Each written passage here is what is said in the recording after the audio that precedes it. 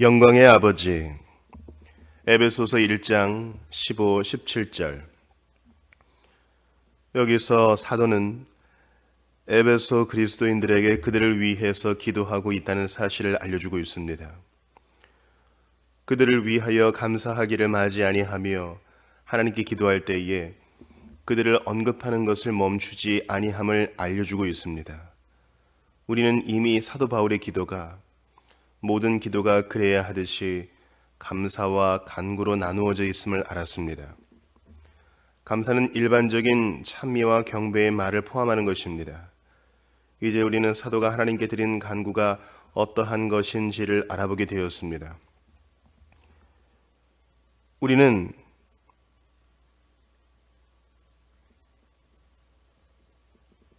이 방면에서 위대한 객관적인 가르침을 받습니다. 아마 우리 그리스도인의 삶의 국면에서 기도의 문제만큼 사람들의 마음에 난제로 등장하는 국면은 없을 것입니다. 그리고 기도가 그러한 난제가 되는 것은 옳은 일입니다. 왜냐하면 기도는 결국 인간 영혼의 가장 고상한 활동이기 때문입니다. 제가 확신하기로는 모든 설교자마다 설교란 기도하는 일과 비교할 때 비교적 단순한 이름을 인정해야 합니다.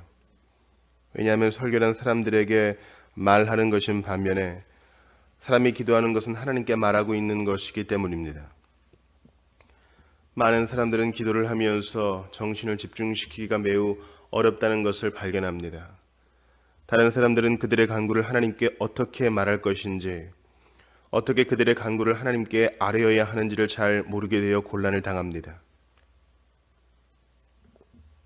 여러분이 기도를 심각하게 취급하는 순간에 기도의 심오한 성격을 배우기 시작할 것입니다. 물론 기도를 기계적으로 하는 사람들은 기도하는 데 어려움을 느끼지 못합니다.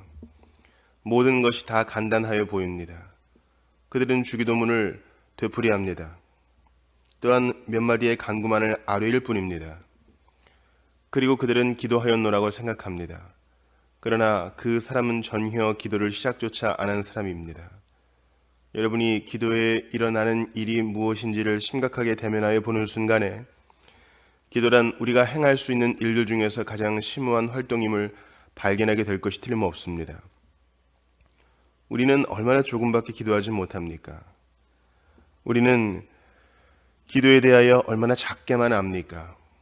우리 주님의 제자들이 주님께 기도하는 법을 가르쳐달라고 말한 것은 놀라운 일이 아닙니다. 주여, 요한이 제자들에게 기도하는 것을 가르쳐 주듯이 우리에게도 기도를 가르쳐 주십시오 라고 말하였습니다. 그러나 그 순간 그들은 요한과 그의 제자들을 생각하고 있지는 않았을 것입니다. 그들은 그들의 주님께서 친히 기도하시는 모습을 보았으며 기도하기 위하여 매번 그들 중에서 물러나가시는 것을 보아왔습니다. 여러분이 그러한 제자들이 느꼈던 것을 느끼기 전에는 여러분의 기도 생활은 아직 시작도 안 한 것이라고 서슴없이 말씀드립니다. 그것은 확실히 생활하는 가운데 기도한 적이 결코 없는 것입니다. 만일 여러분이 기도하는 어려움을 전혀 알지 못하였다면 그것은 기도하는 것이 무엇을 함축하는지를 인식하지 못하였기 때문입니다. 우리가 기도의 문제를 대면함에 있어서 성경의 풍부한 기도의 위대한 모본들을 살펴보고 지켜보는 것보다 더 좋은 것은 없습니다. 그러한 신뢰들 가운데는 사도 바울보다 더 위대한 이가 없습니다. 우리는 그가 어떻게 기도하는가를 살펴보도록 합시다. 우리는 그가 기도하면서 하는 모든 말을 주목하여 봅시다. 아무런 의미가 없이 수없이 늘어놓는 말에 불과하다고 생각하고 있는 그러한 진술을 읽기란 얼마나 쉬운 것입니까? 다행히도 사도는 그가 무엇을 기도하였으며 그가 어찌하여 그렇게 기도하였는지를 정확히 말해주기 위하여 수고하고 있습니다. 우리는 그의 가르침의 진술을 포착하기만 하면 그것은 기도의 문제에 대한 모든 교본들을 전혀 불필요한 것으로 만들어버릴 것입니다. 어떤 사람들은 기도하는 자세에 대하여 관심을 가집니다. 우리가 무릎을 꿇어야 하는지, 서서 해야 하는지, 엎드려서 해야 하는지, 기도의 교본들은 그러한 문제들을 일반적으로 다룹니다. 또한 기도하는 시간의 문제도 다룹니다. 또한 우리 간구를 배열하는 순서도 다루어 말합니다. 저는 어떤 제한적인 방식으로 그러한 일들을 다룰 자리가 있을 것이라고 생각합니다. 그러나 우리가 기도의 문제에 대한 문헌들을 읽을 때, 그리고 성도들의 삶을 읽어보면 그러한 식의 접근은 우리가 가톨릭적인 예배관이라고 부르는 것의 특징을 나타내기가 쉽다는 것을 발견하게 됩니다. 반면 프로테스탄트와 분명하게 보다 영적인 관점을 가지고 있는 사람들은 그러한 상세한 국면에 대하여는 주의를 덜 기울이고 있습니다. 왜냐하면 우리가 중심적인 면에서 바르게 되어 있을 때 그 밖에 다른 것들은 저절로 바르게 될 수 있기 때문입니다. 우리가 가장 먼저 주목할 일은 사도가 하나님 아버지께 기도하고 있다는 것입니다. 그는 주 예수 그리스도께 기도하고 있지 아니합니다. 그는 성령께 기도하고 있지 아니합니다. 이 문제에 대하여 너무 많은 관심을 기울여서는 안 됩니다. 비록 그 문제가 신학자들과 강해자들의 관심을 모으는 일이 자주 있지만 그렇게 너무 많은 주의를 기울이지 않는 것이 좋습니다. 그 주제는 아무리 따지더라도 끝장나지 않을 문제입니다. 왜냐하면 그것은 신비이기 때문입니다. 우리 주님은 영생이란 유일하신 참 하나님과 그의 보내신 자 예수 그리스도를 아는 것이라고 말씀하셨습니다. 그리스도인이 아버지와 아들과 성령과 교제하는 것은 가능합니다. 오웬이나 다른 사람들이 가르친 바와 같습니다. 그럼에도 불구하고 일반적으로 말하여 성경이 우리 기도를 아버지 하나님께 드리라고 가르치고 있습니다. 그것을 주목하는 것은 흥미로운 일입니다. 제가 이 요점을 말씀드리기 위하여 잠깐 멈추어 선 이유는 오직 한 가지 때문입니다. 곧 저는 많은 그리스도인들이 영성의 표지는 주 예수 그리스도께 기도하는 것인 양 생각하는 인상을 받았기 때문입니다. 그러나 우리가 성경으로 시선을 돌려보면 사실 아버지 하나님 외에 예수 그리스도께 기도드리는 일이 전혀 없음을 발견하게 됩니다.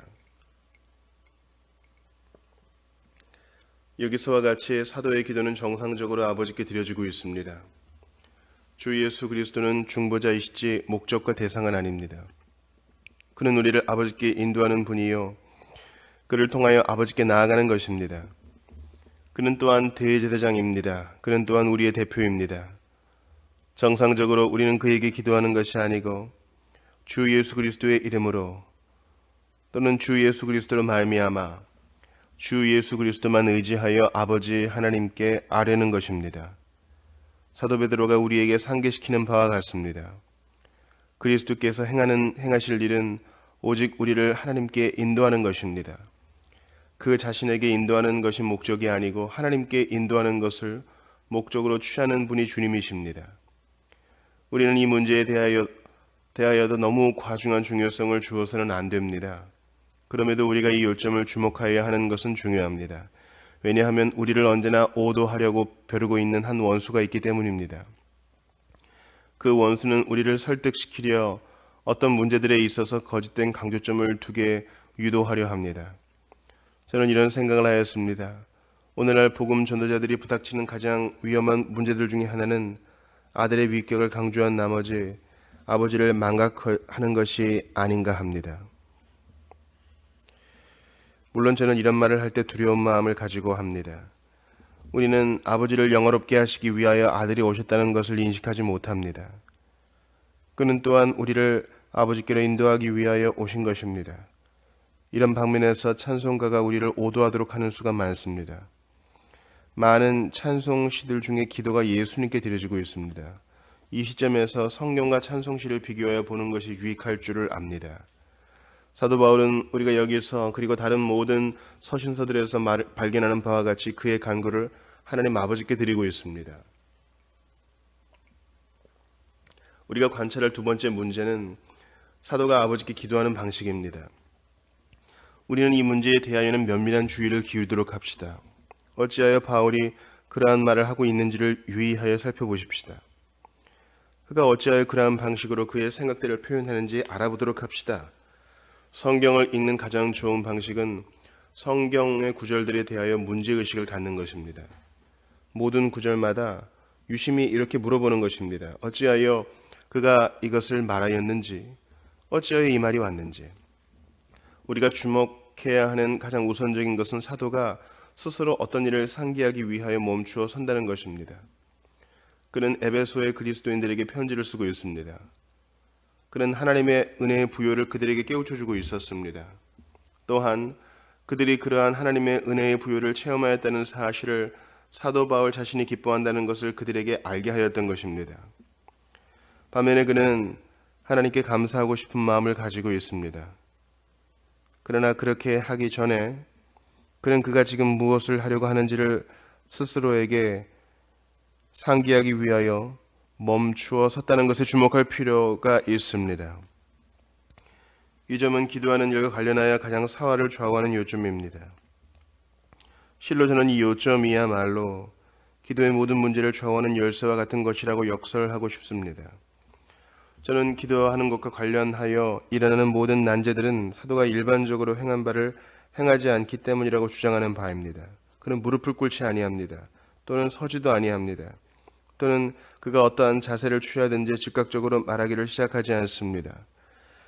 그는 멈추어서 무언가를 생각합니다. 그는 묵상합니다. 먼저 스스로에게 말합니다. 그가 지금 행하려고 하는 일이 무엇인지를 스스로 상기하고 있습니다. 그는 그가 말씀을 나누려고 하는 상대가 누구인지를 스스로 상기하고 있습니다. 우리 모두 사도 바울이 행하는 바를 행한다면 우리는 진정으로 기도하기 시작하게 될 것입니다. 대번에 첫 장의 첫 번째 경우에서도 그렇게 할 것입니다. 우리는 모두 다 극단적인 대로 흘러가기 쉬운 경향을 가지고 있습니다. 이 극단에서 저 극단으로 마구 옮아가기를 잘합니다. 그래서 기도에 있어서도 두 극단이 있습니다. 하나는 예배의 아름다움만을 생각하고는 그저 공기도적인 기도관만을 가지고 기도하는 경우입니다.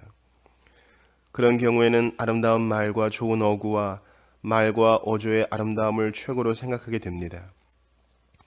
그리고 형식의 균형과 기도 제목들의 나열과 의식에만 관심을 쓰게 됩니다. 이것은 카톨릭적인 예배 형태에 해당됩니다. 로마 카톨릭이든지 히랍 정교회든지 영국의 성공회든지 그러한 일에 극단적인 태도를 취합니다. 그 예배는 매우 아름다울 수 있습니다. 그런 경우에는 아름다움과 위대함과 엄숙함에만 관심을 기울이고 강조한 나머지 하나님은 멀리 떨어져 있는 듯한 느낌을 가지게 됩니다. 그런 경우에 사실상 현실감이 전혀 없을 수가 있습니다. 예술과 미학자들에게는 매우 완전한 것이 될 수 있습니다. 그러나 살아있는 예배 행위는 가져올 수 없습니다. 약이 되는 위험은 예배의 형식적인 것을 혐오한 나머지 다른 극단으로 치달아간다는 것입니다. 우리 중 많은 사람들이 그러한 경향을 띠는 것을 봅니다. 그저 기도를 1년의 전신기를 통하여 보내는 전원통신문 같은 것으로 간주하여 찬양이나 경배나 찬미에는 하등의 관심을 두지 않습니다. 그들이 너무나 하나님과 친밀하여 또한 그들이 하나님 앞에 서 있음을 너무나 확신한 나머지 그의 존전으로 돌진하여 들어갈 수 있으며 한두 문장과 한두 건의 강구를 아뢰고 끝내버리면 된다는 식으로 느낍니다. 그러나 분명한 것은 두 극단들이 다 나쁘다는 것입니다. 우리는 위대한 사도 바울이 보여주는 신뢰와 본에서 두 극단에서 바른 것만 취하고 있음을 본다는 것을 발견하게 됩니다. 두 요소들이 언제나 함께 나타나야 합니다. 사도 바울은 바른 순서로 그 두 요소를 일관성 있게 놓고 있습니다. 어떤 사람도 사도 바울만큼 기도하는 법을 잘 아는 사람은 없습니다. 기도에 그처럼 풍부한 응답을 받은 사람이 없습니다. 그는 확신 있게 담대함으로 나아감에도 불구하고 이 경배와 참미의 요소가 언제나 같이 들어 있습니다. 그리고 그것이 먼저 나오고 있습니다.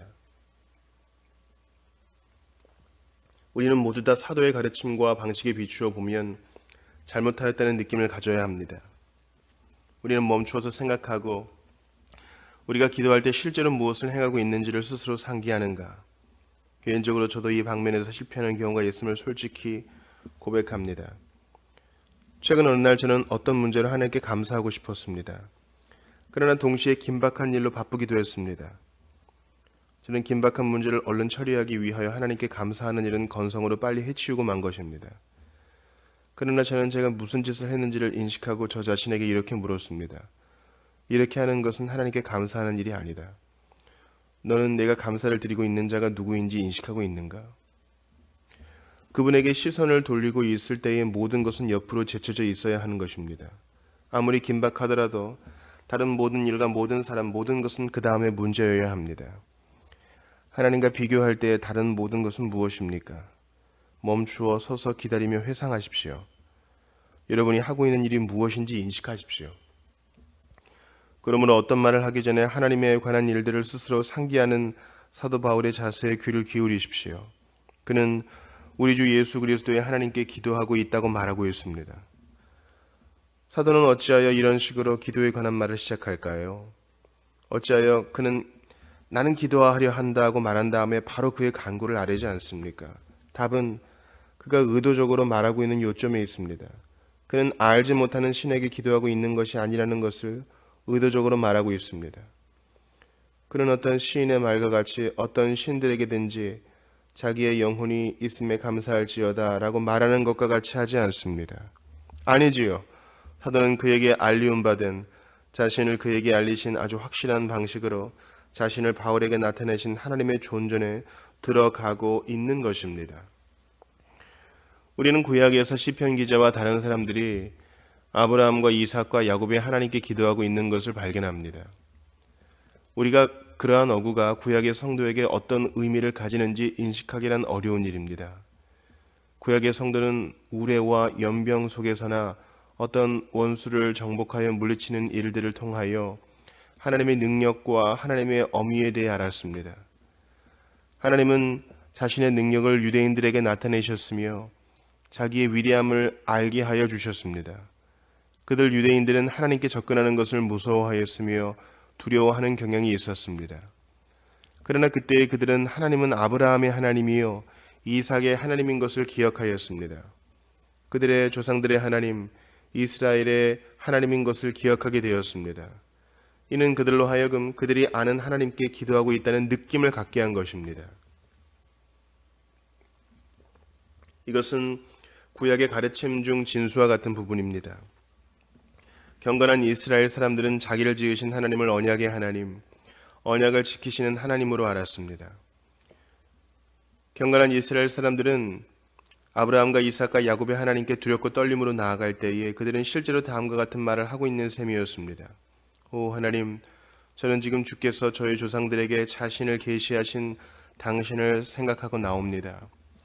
주께서는 저희 조상들과 언약을 맺으셨고 어떤 일들을 말씀하셨습니다. 저는 주께서 언약을 맺으신 저희 조상들에게 속하여 있는 특권을 가지고 있습니다. 그러므로 그들 조상들과 같이 저와도 함께하여 주옵소서. 하나님께서는 아브라함에게 한 언약을 맺으셨습니다. 그의 후손을 인하여 모든 열방이 복을 받을 것이라고 하셨고 특히 그의 후손을 축복하실 것이라고 언약하셨던 것입니다. 그는 자신을 세워 맹세하셨습니다. 그는 맹세로 서약하셨습니다. 그 맹세로 그것을 확언하셨습니다. 아브라함과 그 자손에게 말씀하신 것인데 여럿을 가리켜 그 자손들이라 하지 아니하시고 오직 하나를 가리켜 그 자손이라 하셨으니 곧 그리스도라. 갈라디아서 3장 16절. 이 사람들은 그 자손에 속하여 있었습니다. 그래서 그들은 그의 언약을 확신하고서 하나님께 나아갔습니다. 그 언약을 힘입고 나아간 것입니다.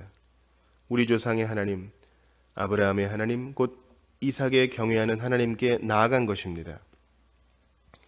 야곱의 하나님, 그는 분이엘의 하나님이십니다. 그들은 하나님께서 자신을 계시하신 바로 그 방식을 따라서 그를 알고 확신 있게 나아갔습니다. 그러나 사도는 아브라함의 하나님, 이삭의 하나님, 야곱의 하나님께 기도하고 있지 아니합니다. 그는 우리 주 예수 그리스도의 하나님께 기도하고 있습니다. 그가 그렇게 하는 것은 새 언약이 있기 때문입니다. 하나님께서는 우리 주 예수 그리스도 안에서 사람과 한 언약을 맺으셨습니다. 이것을 은혜 언약이라고 합니다. 그것은 새로운 형태로 나타난 구속 언약입니다. 언약의 본질에 있어서는 옛 언약과 차이가 없습니다. 그러나 이제 그 새 언약은 둘째 아담, 즉 새 아담인 아들 하나님의 위격 안에 있습니다. 인류의 대표자는 주 예수 그리스도입니다. 하나님께서는 그 백성들을 위하여 주 예수 그리스도와 언약을 맺으셨습니다. 그래서 사도 바울이 자기는 우리 주 예수 그리스도의 하나님께 기도하고 있다는 것을 스스로 상기하고 있을 때에 그는 자신을 향하여 나는 지금 우리 구원의 하나님께 기도하고 있는 것이다. 우리가 3에서 14절까지 해서 생각하여 왔던 모든 것을 생각해내시고 실현시키신 하나님께 기도하고 있는 것이다 라고 상기시켰습니다. 그는 창세전에 우리를 선택하시고 택하셨으며 우리 최종적인 구원의 완성을 위하여 그리스도 안에서 영광스러운 계획을 세우셨습니다. 그는 바로 그 하나님께 기도하고 있습니다. 여러분이 그러한 식으로 기도를 시작하면 그 기도가 얼마나 달라질까요? 여러분은 더 이상 불확실하게 하나님께 속하지 아니하였습니다. 하나님께 나아갈 때 더 이상 하나님이 나를 받으실 것인지를 의심하지 않습니다. 여러분은 하나님께서 여러분에게 어떤 일을 하셨으며 우리 주 예수 그리스도 안에서 그런 말미암아 자신에게 여러분을 인도하셨기 때문에 그분에게 기도를 드리고 있다는 것을 인식하며 기억하시기 바랍니다. 여러분은 양의 큰 목자이신 우리 주 예수를 영원한 언약의 피로 죽은 자 가운데서 이끌어내신 평강의 하나님께 접근하고 있습니다. 그러나 바울은 그보다 더 나아가고 있습니다. 왜냐하면 그가 하는 말은 우리로 하여금 하나님은 실제로 주 예수 그리스도 자신의 하나님이심을 생각나게 하기 때문입니다. 여러분은 그 말이 무엇을 의미하는지 인식하고 있습니까? 영원 속에서 하나님 아버지는 아들 하나님은 아니셨습니다. 비록 부자관계는 영원 전부터 존재하였지만 말입니다. 그러나 주 예수 그리스도께서 이 땅에 오셔서 사람의 모양을 입으셨을 때에 죄 있는 육신의 모양을 취하셨을 때에 그는 이제 한 인간으로 아버지께 접근하고 있습니다. 그래서 하나님은 이제 주님의 하나님이 되셨습니다. 그래서 그는 나의 하나님 곧 너희 하나님 나의 아버지 곧 너희의 아버지라고 말씀하실 수 있었던 것입니다. 바울은 이렇게 말하고 있는 셈이지요. 나는 지금 내 주 예수님의 하나님께 나아가고 있습니다. 그 하나님은 주 예수 그리스도 자신의 하나님이십니다. 사복음서에서 주 예수 그리스도는 때로 날이 밝기 전에 일어나셨습니다. 그리고 기도하러 산으로 올라가셨습니다. 사도는 나는 지금 그 주님이 기도하였던 그 하나님께 기도하고 있는 것이라고 말하고 있습니다. 주 예수님은 모든 것을 하실 때 하나님을 의뢰하였습니다. 주님을 지탱하여 주신 분은 하나님이셨습니다. 내가 너희에게 이르는 말이 스스로 하는 것이 아니라 아버지께서 내 안에 계셔 그의 일을 하시는 것이라. 요한복음 14장 10절. 아버지는 주님께서 사역하실 때 하실 말씀을 다 주셨습니다. 분명히 우리 주님께서는 그 삶에 있어서 하나님 아버지를 전적으로 의뢰하셨습니다. 그는 하나님에게서 힘과 능력과 모든 필요로 하는 것을 받으셨습니다. 그래서 바울은 우리 주 예수 그리스도의 하나님, 그를 지탱하여 주신 하나님, 결코 주님을 버리지 아니하신 하나님께 기도하고 있다고 말하고 있습니다. 심지어 주님은 십자가에서 운명의 울부짖음을 발하는 그 가공할 순간에서도 내 영혼을 아버지 손에 부탁하나이다 라고 하셨습니다. 그를 죽은 자 가운데서 일어나게 하실 이도 하나님이십니다. 그를 지옥에 버려두지 아니하신 분도 하나님이요 그의 영혼으로 썩지 않게 하신 이도 하나님이십니다. 바울은 그렇게 말하고 있습니다. 나는 우리 주 예수 그리스도의 하나님께 기도하고 있다. 그러나 바울은 그 이상을 또한 생각하고 있습니다. 그가 기도를 드리는 하나님은 주 예수 그리스도와 함께 계신 하나님이십니다. 주 예수 그리스도는 바로 그 하나님의 존재에 계십니다. 바로 이 순간에 그러합니다. 그는 우리의 대언자요 우리의 중보자입니다. 그는 아버지의 우편에 앉아 계시는 분이십니다. 그리하여 우리를 위하여 언제나 살아계셔서 중보의 기도를 드리고 계시는 분이십니다. 이 모든 것을 비추어 생각해 보면 확신을 가지고 우리 주 예수 그리스도의 하나님께 나아갈 수 있습니다. 우리는 그것을 다음과 같이 요약하여 말할 수 있습니다. 우리 하나님은 주 예수 그리스도를 떠나서는 전혀 생각되어질 수 없으신 하나님이십니다. 왜냐하면 우리는 그가 없이는 하나님을 알 수 없기 때문입니다. 본래 하나님을 본 사람이 없으되 아버지 품속에 있는 독생하신 하나님이 나타내셨느니라. 요한복음 1장 18절. 내가 하나님께 나아간다는 것은 그리스도에 의하여 계시된 하나님께 나아간다는 것입니다. 내가 하나님께 나아가는 것은 바로 그 예수 그리스도가 나타나심을 근거로 하여 나간다는 말입니다. 그는 하나님께 나를 인도하신 분이시요 나로 나아감을 얻게 하기 위하여 죽으신 분입니다. 내가 하나님의 존전에 나아가는 것은 오직 한 길밖에는 없습니다. 히브리서 기자가 말한 바와 같습니다. 그러므로 형제들아 우리가 예수의 피를 힘입어 성소에 들어갈 담력을 얻었나니 나는 오직 주 예수님의 삶과 죽으심과 부활에 의해서만 하나님의 존전에 나아감을 허락받습니다.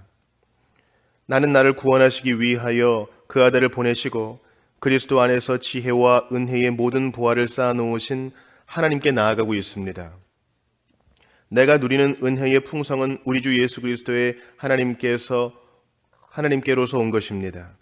다른 말로 하면 나는 그 자신의 아들 안에서 이 모든 것을 약속하신 하나님께 나아가고 있습니다. 그는 그의 아들 안에서 스스로 맹세하셨습니다.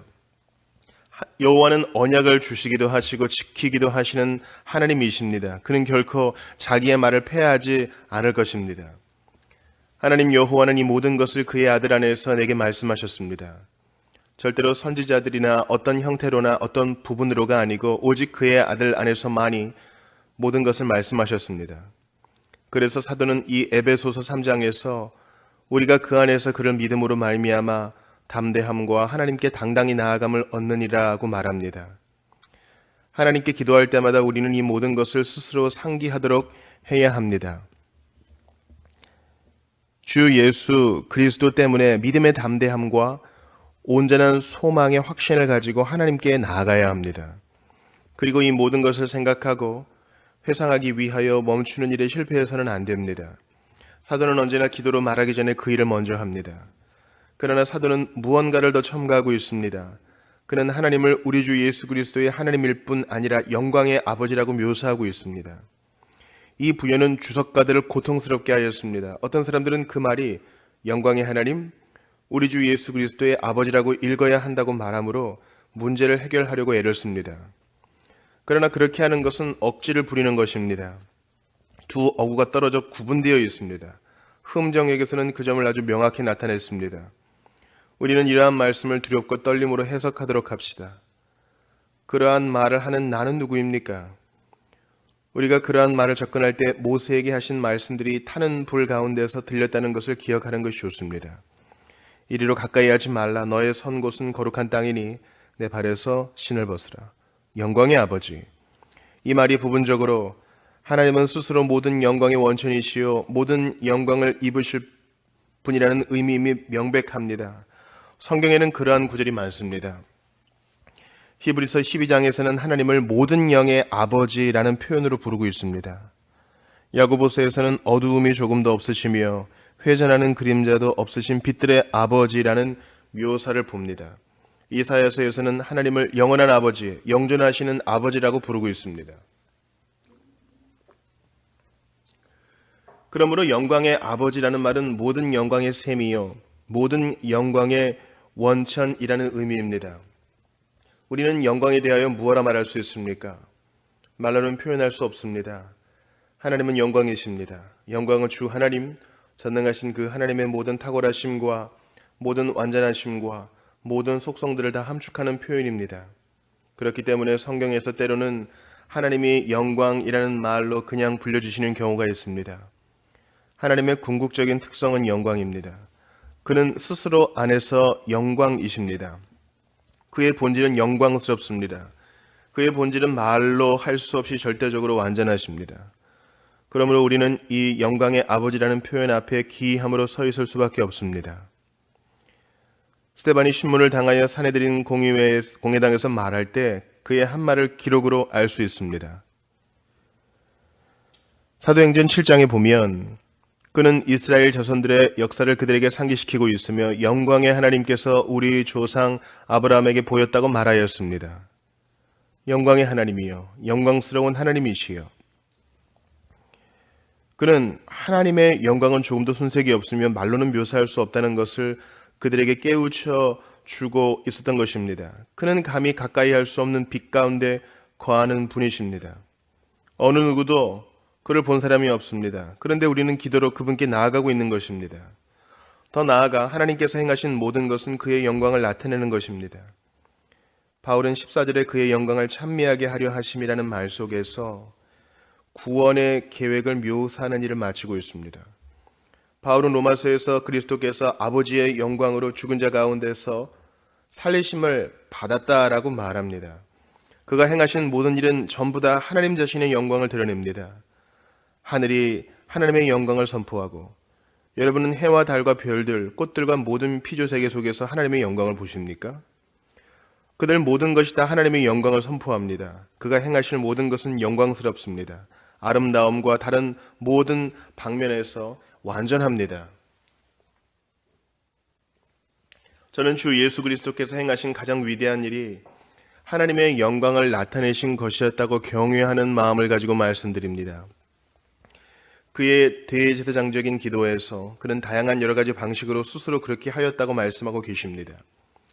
그가 다시 오심을 묘사하실 때에 주님은 이러한 말씀을 하셨습니다. 인자가 아버지의 영광으로 천사들과 함께 오리니 그때에 각 사람의 행한 대로 갚으리라.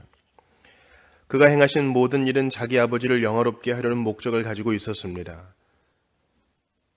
하나님, 그리고 하나님의 영광은 구원의 목적지요 종착역입니다. 그러나 바울의 표현을 이렇게 읽어도 무방할 것입니다. 영광스러운 아버지, 그것은 히브리어로 자주 표현되는 히브리식 표현입니다. 예를 들어 복되신 하나님의 영광의 복음을 전할 특권을 받았다는 사도 바울의 진술을 보십시오. 저는 흠정역에 나타난 바대로 여러분에게 인용하여 드리고 있습니다. 그러나 더 나은 번역은 이러할 것입니다. 복되신 하나님의 영광의 복음이라고 말입니다. 영광스러운 복음이 아니고 영광의 복음이라고 하는 것이 더 낫다는 것입니다. 그러므로 영광의 아버지의 경우에서 영광스러운 아버지로 읽어도 무방합니다. 이 경우에서는 하나님 아버지는 오직 영광스러운 아버지일 뿐 아니라 모든 영광의 원천이시요 그 자신 안에 있는 모든 영광의 압축이라는 의미입니다. 그는 역시 그 영광을 나타내시며 그 영광을 나누어 주시는 분이라는 것입니다. 그는 아버지입니다. 아버지로서 그는 영광을 주시고 창조하시며 건네주십니다. 하나님은 영광을 자신에게만 국한시키시는 분이 아닙니다. 이렇게 표현해도 좋을지 모르지만 그는 영광을 드러내시고 영광을 나누어 주십니다. 그는 아들과 함께 그렇게 하십니다. 그래서 우리는 요한복음 17장에서 주님이 이렇게 말씀하시는 것을 보게 되는 것입니다. 아버지여, 창세전에 내가 아버지와 함께 가졌던 영화로서 지금도 아버지와 함께 나를 영화롭게 하옵소서. 그는 성육신의 목적을 위해서 그 영광을 잠깐 사양하여 두셨던 것입니다. 이제 그는 그것을 다시 가질 수 있게 하여 주시라고 구하고 계십니다. 아버지는 그 영광을 아들에게 주셨습니다. 요한복음 12장에 기록된 기도에서도 역시 그것이 있습니다. 아버지여, 아버지의 이름을 영화롭게 하옵소서.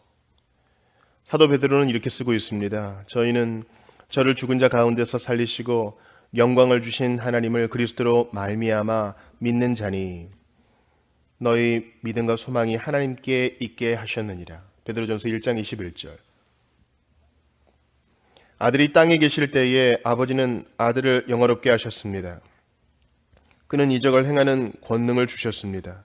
그는 할 말을 주셨고 죽은 자를 일으켜 살게 하셨습니다. 그는 아들의 죽음을 통하여 아들을 영화롭게 하셨습니다. 그는 부활로서 그 아들을 영화롭게 하셨습니다. 그는 영광스러운 아버지, 그의 영광을 아들에게 주신 아버지입니다. 이것을 생각하는 것은 그것이 너무 광대하기 때문에 때로 우리를 의아하게 할 지경입니다. 그러나 그가 아들에게 영광을 주셨기 때문에 그 하나님은 그 영광을 우리에게 주실 준비가 되어 있다고 말하는 것이 맞습니다. 우리는 아들 안에 있습니다. 그는 우리 주 예수 그리스도이기 때문입니다. 그는 바울이 에베소서 1장 마지막에 있는 바와 같이 머리가 되는 분입니다. 우리는 그 몸의 지체들입니다. 그러므로 그 안에 있는 영광은 우리의 영광이 된 것입니다. 그리고 우리는 우리에게 이 영광을 주시는 아버지께 나아갑니다. 바울은 에베소 사람들이 이 영광을 알기 위하여 지혜와 계시의 정신을 가졌으면 하고 바랐습니다. 그럼으로써 그들의 마음의 눈이 열려 그들은 이 영광을 알게 될 것이고 그것을 충만히 받을 수 있습니다. 하나님은 우리 아버지입니다. 그는 그의 영광을 궁극적으로 우리에게 나타내실 것입니다. 저는 이제 우리 주님이 요한복음 17장에서 말씀하신 것을 인용하여 말씀드리고 난 뒤 이 제목의 강론을 마치려 합니다. 아버지여, 내게 주신 자도 나 있는 곳에 나와 함께 있어 아버지께서 창세전부터 나를 사랑하심으로 내게 주신 나의 영광을 저희로 보게 하시기를 원하옵니다. 요한복음 17장 24절. 우리가 기도로 하나님의 존전에 나아갈 때에 우리는 이 영광이 어느 정도 나타날 것을 기대하면서 하나님께 나아가야 합니다. 우리가 다 수건을 벗은 얼굴로 거울을 보는 것 같이 주의 영광을 보매 저와 같은 형상으로 화하여 영광으로 영광에 이르니 곧 주의 영으로 말미암음이라. 고린도후서 3장 18절. 우리가 영화롭게 되는 과정이 이미 시작되었습니다.